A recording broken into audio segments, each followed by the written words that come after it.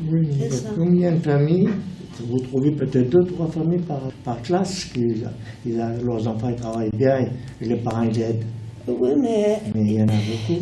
Il y a 27 élèves, il y en a 3, il y a des 25 quand même, à, 26 quand même. Tous les enfants, ils peuvent réussir dans la vie. Ils ne sont pas bêtes, les enfants. Des enfants, par exemple, qui vont à l'école à la Garenne, et quand ils finissent les écoles, ils rentrent chez lui, et qu'est-ce qu'il prend le ballot, il est 5 minutes dans la rue. Alors la mère, il dit rien, le père, il dit rien, et qu'est-ce qu'il y a, il rentre à 10h du soir, il regarde la télévision jusqu'à 11h du matin, ou l'Internet, et comment cet enfant, il va trouver que suivre la classe, c'est impossible. Oui, mais c'est ça qu'elle a écrit. Les parents ont la responsabilité de ça, à dire qu'avant tout, il faut voir s'il a travaillé, s'il a des choses à faire. Qu'est-ce qu'il va faire dehors avec le ballon? C'est pas dire je vais dehors avec un ballon. Nous, on dit ça, mais les parents, ils ne savent pas dire ça, même à leurs enfants.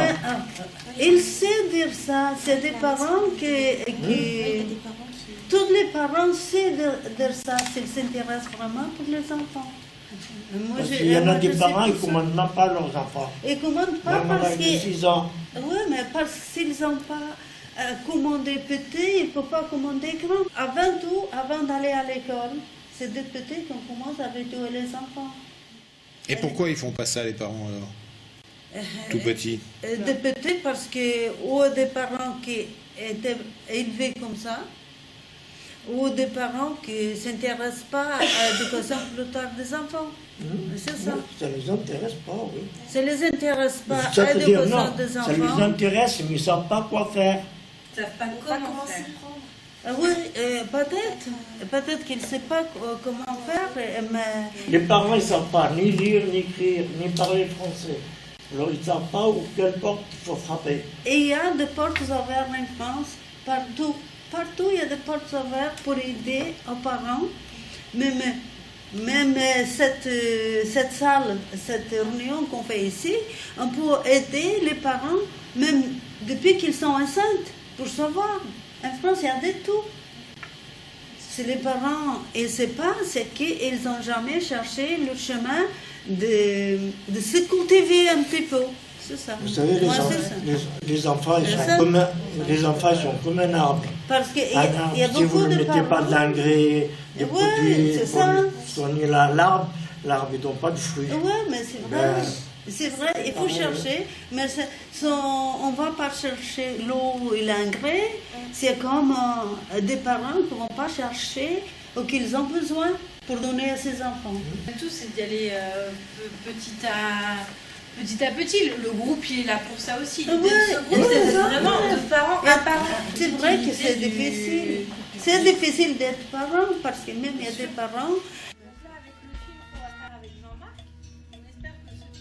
L'idée c'est ça, le groupe de parents a vraiment cette volonté d'être ressource pour d'autres parents, d'être vraiment relais de tout ce qui s'est dit entre nous et de continuer, de disséminer l'information, créer des outils à la demande. Suite à la réflexion, là, ça fait quand même déjà 2 ans maintenant qu'on se mange le cerveau et qu'on retourne tout et comment chacun fait et machin et comment ça marche, et pourquoi ça marche d'un côté, pas de l'autre, qu'est-ce qui est important. On a quand même un bon noyau dur motivé et qui a envie de faire plein de choses et donc c'est vrai que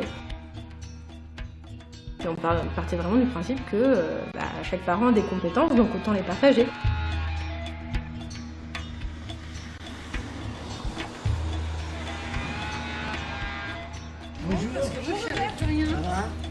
Il y a vraiment eu un climat de bienveillance qui s'est instauré entre chaque participant. Puis le groupe est vraiment très très hétérogène et il y a vraiment un respect de chacun, malgré qu'il y ait des cultures, des origines, des âges très différents.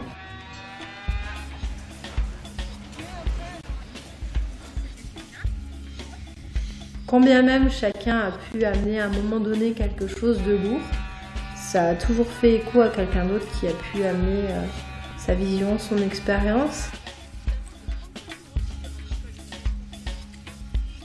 La plupart des membres du groupe me disent oui, mais alors il faudrait faire ça. Il faudrait qu'on accompagne les parents qui n'osent pas aller à l'école. Il y a vraiment une volonté du groupe de s'ouvrir vers l'extérieur et puis de passer à des actions un peu plus concrètes.